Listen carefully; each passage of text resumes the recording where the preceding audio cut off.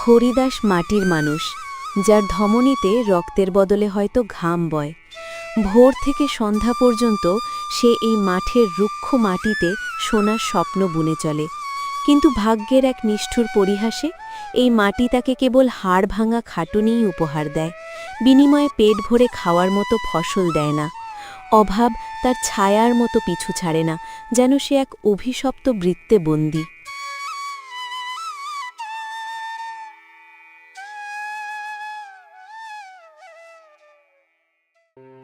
এই মাটি আমার অন্নদাতা, আবার এই মাটি আমার বুক চিরে কষ্ট বের করে আনে। কত যত্ন করি তোকে, সন্তানের মতো আগলে রাখি, তবু কেন ফলন এত কম হয় রে? তুই কি তবে আমার উপর রাগ করে আছিস, নাকি আমার কপালটাই এই রুক্ষ মাটির মতো কেটে গেছে? সবাই বলে পরিশ্রম করলে ফল পাওয়া যায়, কিন্তু আমার বেলায় কি সব নিয়ম উল্টে গেল? এই যে ঘাম চুইয়ে তোর গায়ে পড়ছে, এর কি কোনো দাম নেই? আমি তো তোর কাছে বিলাসিতা চাইনি, চেয়েছিলাম শুধু দুবেলা দুমুঠো অন্ন, যাতে আমার মেয়েটার পেটটা ভরে। তুই কি এতটাই পাষাণ হয়ে গেলি? হে ঈশ্বর, তুমি কি ওপর থেকে আমার এই হাহাকার শুনতে পাচ্ছ না? আর কত পরীক্ষা নেবে এই অভাগার? এই মাটির বুকে কি কোনোদিনও সোনার রং ধরবে না? একটু ভালো দিন কি আর এই হতভাগার কপালে কোনো দিনও আসবে না?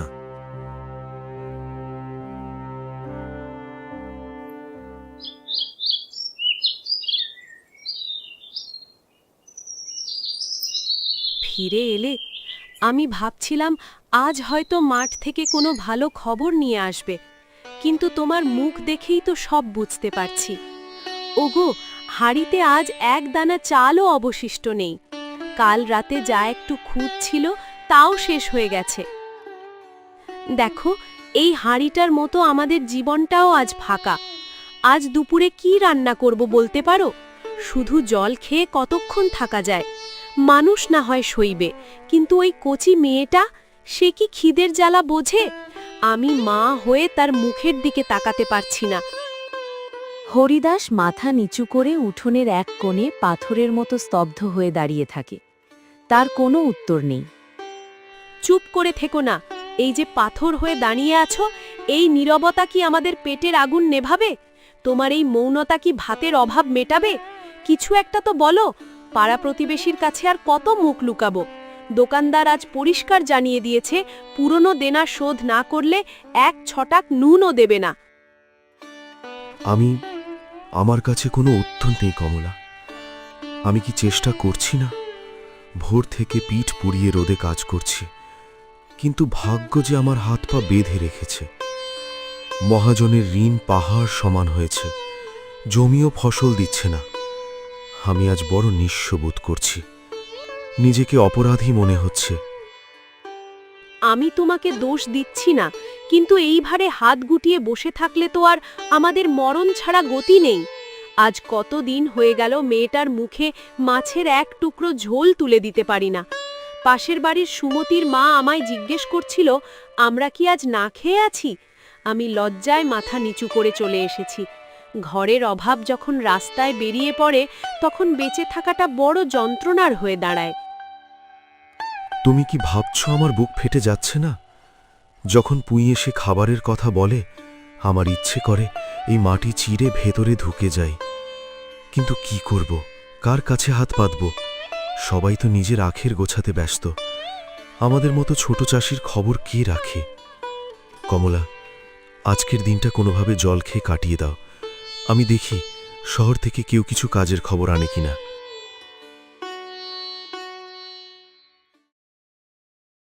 মা, ও মা, স্কুলের দেরি হয়ে যাচ্ছে তো, তাড়াতাড়ি টিফিনটা দাও না। আজ কিন্তু শুধু জল মুড়ে দিও না।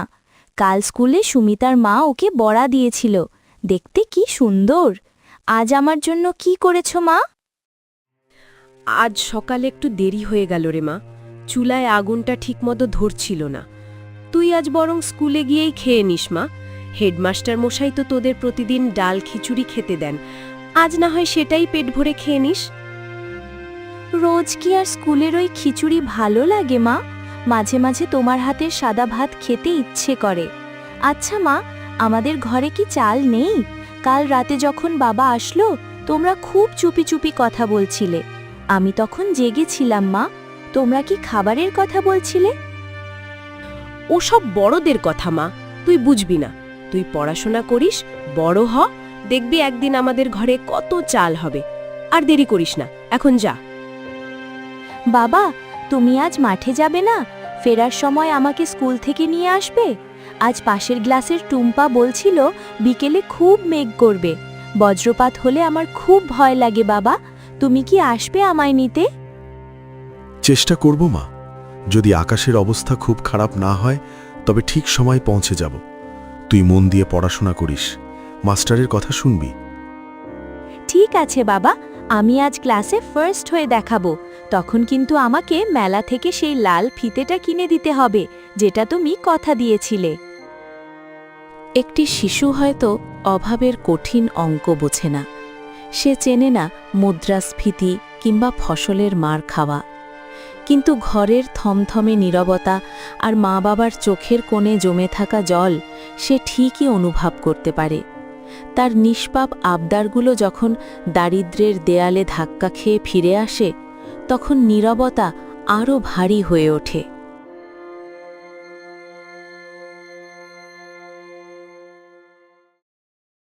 এক ঢোক জল খেয়ে নাও।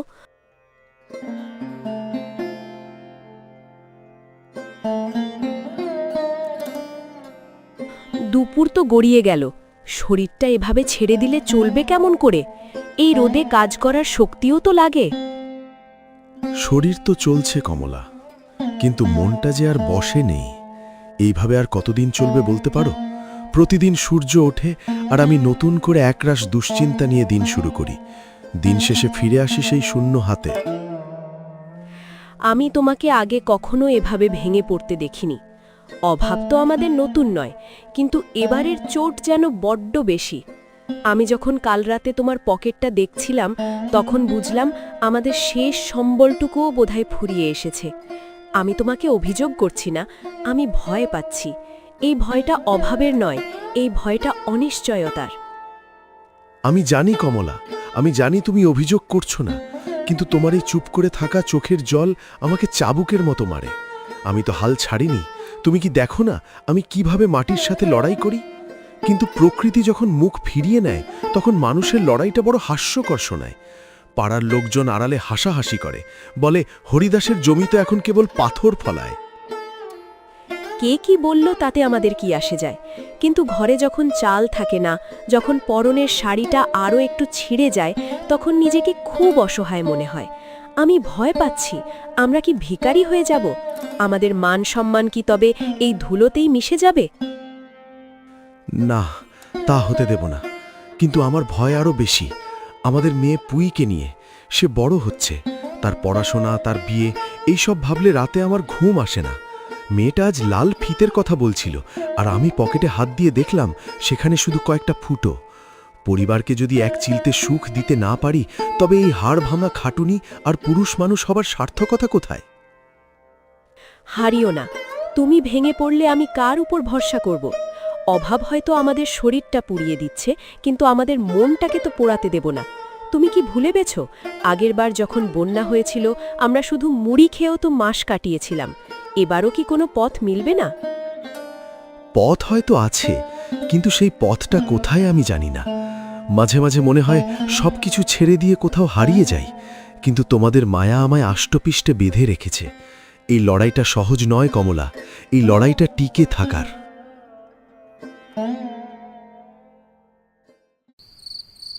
দিনের আলোতে মানুষ নিজেকে কর্মব্যস্ততার আড়ালে লুকিয়ে রাখতে পারে, কিন্তু রাত যখন গভীর হয় তখন নির্জনতা মানুষের ভিতরের ক্ষতগুলোকে খুঁচিয়ে বের করে আনে। রাত হল আয়নার মতো, যেখানে মানুষের অসহায়ত্ব আর জমে থাকা কষ্টগুলো সবচেয়ে স্পষ্ট হয়ে ধরা দেয়। সবাই ঘুমিয়ে পড়েছে, কিন্তু আমার চোখে ঘুম আসবে কোত্থেকে? খিদের জ্বালা পেটে শোয়া যায়, কিন্তু মনের ভেতরে যে অভাবের জ্বালা, সে তো ঘুমাতে দেয় না। আমি কি সত্যিই একজন ব্যর্থ বাবা, একজন ব্যর্থ স্বামী? এই হাত দিয়ে কত মাটি খুঁড়লাম, কত ঘাম ঝরালাম। লোকে বলে পরিশ্রম করলে লক্ষ্মী আসে। তবে কি আমার পরিশ্রমে কোনো খাদ ছিল, নাকি ঈশ্বর আমার উপর থেকে চিরতরে মুখ ফিরিয়ে নিয়েছেন? পাশের বাড়ির কালুও তো আমার সাথে চাষ শুরু করেছিল। ওর ঘর আজ ফসলে ভরা, আর আমার ঘর কেবল হাহাকারে পূর্ণ। মা বসুমতী, তুমি কি আমার উপর খুব রাগ করে আছো? আমি তো কোনো অধর্ম করিনি, কারো ক্ষতি করিনি। তবে কেন আমার ঘরেই কেন বারবার নুন আনতে পান্তা ফুরোয়? আজ যদি আমি না থাকি, তবে এই মেয়েটার কি হবে? এই অসহায় স্ত্রীটার কি হবে? মাঝে মাঝে মনে হয় সব শেষ করে দিই, কিন্তু ওদের মুখগুলো মনে পড়লে যে মরতেও পারি না। এই মায়া, এই টান, এটাই কি আমার সবচেয়ে বড় শাস্তি? হে দয়াময়, আমি তো অঢেল সম্পদ চাইনি, আমি তো রাজা হতে চাইনি। শুরু চেয়েছিলাম সম্মানের সাথে বেঁচে থাকতে। আমার হাড় ভাঙা খাটুনির সামান্য প্রতিদান কি পেতে পারি না? অন্ধকার তো চারপাশ থেকে ঘিরে ধরছে, কোথাও কি এক ফোঁটা আলোর রেখা নেই? আমার মেয়েটার হাসি মুখ দেখার জন্য আমি আরও 1000 রাত জেগে থাকতে রাজি আছি। শুধু একটু পথ দেখাও, শুধু একটু আশা দাও।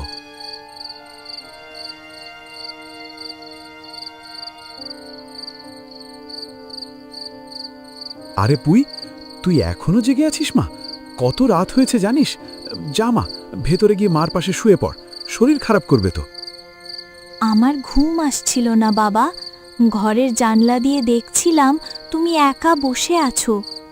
বাবা, তুমি কি কাঁদছিলে? আমি তো সব জানি। তোমার মন খারাপ হলে তুমি এভাবেই আকাশের দিকে তাকিয়ে থাকো। না রে মা, কাঁদবো কেন? চোখে একটু ধুলোবালি ঢুকেছিল মনে হয়, তাই জল আসছিল। তুই ওসব বুঝবি না। যা তো মা, ঘুমাতে যা। তুমি মিথ্যে বলছো বাবা, আমি সব বুঝি। বাড়িতে চাল নেই বলে মা লুকিয়ে কাঁদে, আর তুমি খেতে বসলে নিজের পাতের ভাত মাকে দিয়ে দাও। আমি সব দেখি। বাবা, তুমি দুঃখ পেলে আমারও খুব খারাপ লাগে, বুকটা কেমন যেন করে। আমি কি খুব পচা মেয়ে? আমি কেন লাল ফিতের কথা বললাম? আমার লাগবে না বাবা ওসব, তুমি আর দুঃখ পেও না। না রে মা, তুই কেন পচা হবি? তুই তো আমার রাজকন্যা, তোর কোনো দোষ নেই। দোষ সব আমার। তোর মতো একটা মানিককে আমি ঠিক মতো খাবার দিতে পারছি না, ভালো জামা দিতে পারছি না। বাবা হিসাবে আমি বড় অপয়া। না বাবা, তুমি পৃথিবীর সবচেয়ে ভালো বাবা। তুমি কত রোদ বৃষ্টিতে আমাদের জন্য কাজ করো। আমি আজ মা কালীর কাছে প্রার্থনা করেছি, আমি বড় হয়ে অনেক পড়াশোনা করব, অনেক বড় চাকরি করব। তারপর তোমাকে আর এই রোদে কোদাল চালাতে হবে না। আমি তোমাকে একটা বড় চেয়ার কিনে দেব, তুমি সেখানে বসে আরাম করবে। আমি তোমাদের অনেক সুখ দেব বাবা, দেখে নিও। তুই এত কথা কবে শিখলি রে মা? তোর এই কথাগুলোই তো আমার মরা শরীরে প্রাণ ফিরিয়ে দেয়। আমি ভাবছিলাম সব ছেড়ে কোথাও চলে যাই, কিন্তু তোর এই মায়া যে আমাকে আটকে দেয়। তুই আমার সবচেয়ে বড় শক্তি মা। তোর এই হাসি মুখটা দেখার জন্যই তো আমি আবার কাল সকালে লড়াই করার সাহস পাব। আর যেতে হবে না কোথাও, চলো বাবা, ভেতরে গিয়ে ঘুমোবে। কাল সকালে তো আবার নতুন করে সূর্য উঠবে, তাই না? তখন দেখবে সব ঠিক হয়ে গেছে। তুমি আমার হিরো বাবা। যখন জীবনের সব দরজা বন্ধ হয়ে যায়, তখন সন্তানের একটি ছোট্ট হাত আর তার নিষ্পাপ বিশ্বাসী মানুষকে নতুন করে বেঁচে থাকার পথ দেখায়। পুই হয়তো জানে না কালকের ভাত কোত্থেকে আসবে, কিন্তু সে জানে তার বাবার ওপর তার অগাধ বিশ্বাস আছে।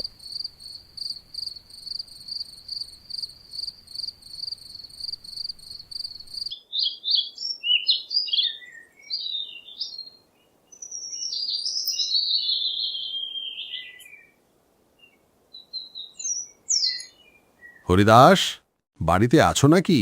ও হরিদাস।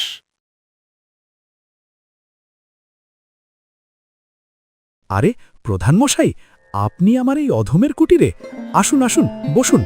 ওরে কমলার মা, দেখ কে এসেছেন, জলদি একটা পিড়ি নিয়ে আয়।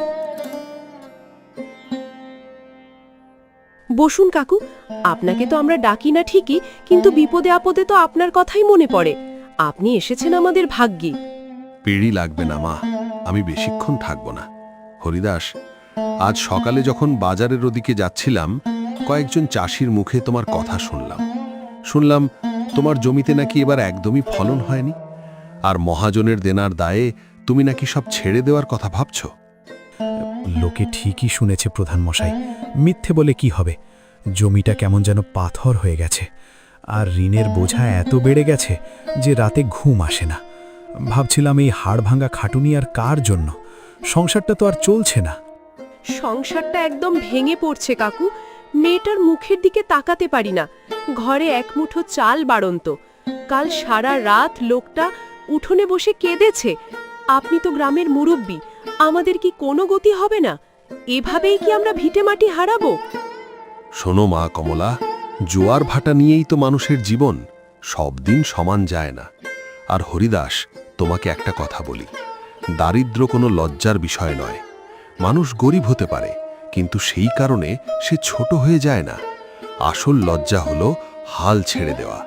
তুমি যদি আজ যুদ্ধক্ষেত্র ছেড়ে পালিয়ে যাও, তবে এই মাটি আর তোমার মেয়েটার ভবিষ্যৎ উভয়কেই তুমি অপমান করবে। আমি পালাতে চাই না প্রধান মশাই, কিন্তু উপায় কি? না আছে ভালো বীজ, না আছে সার দেওয়ার টাকা, চারদিকে শুধু অন্ধকার দেখছি। অন্ধকার ঘনীভূত হওয়া মানেই তো ভোরের সংকেত। আমি তোমাকে সাহায্য করতে আসিনি হরিদাস, আমি এসেছি তোমাকে তোমার অধিকারের কথা মনে করিয়ে দিতে। গ্রামে নতুন কৃষি সমবায় গঠন করা হয়েছে, সরকারের পক্ষ থেকে সাহায্য এসেছে। আমি তোমার নাম সেখানে লিখিয়েছি। মনে রেখো, যতক্ষণ আমি এই গ্রামের প্রধান আছি, ততক্ষণ কোনো সৎ কৃষককে এভাবে না খেয়ে মরতে দেব না। কাল সকালে একবার পঞ্চায়েত অফিসে এসো, কিছু পথ নিশ্চয়ই বের হবে।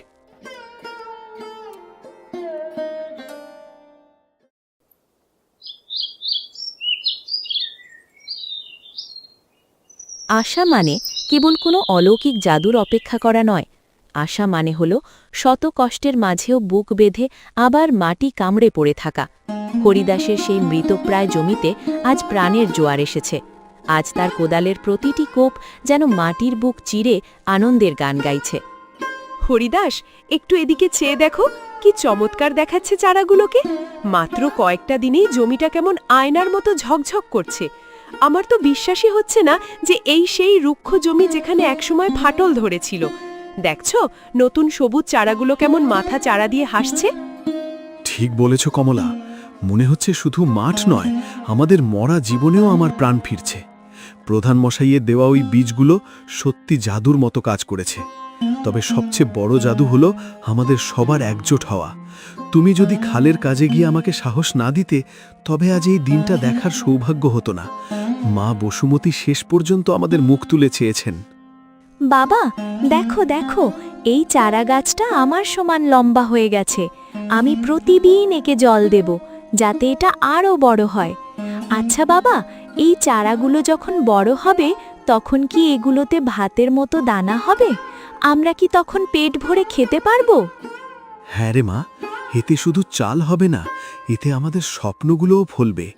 এই সোনালি ধান যখন ঘরে উঠবে, তখন তোর সেই লাল ফিতে হবে, নতুন পড়ার বই হবে, আর তোর মায়ের জন্য একটা সুন্দর শাড়িও হবে।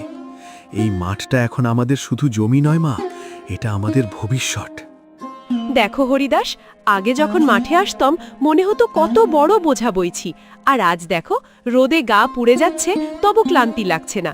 মনের জোর থাকলে মনে হয় শরীরও কথা শোনে। এই কাজটাই তো আমাদের জীবন, তাই না?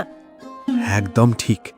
আজ আমি বুঝলাম, জমি কখনো বেইমানি করে না, যদি তাকে সঠিক যত্ন দেওয়া যায়।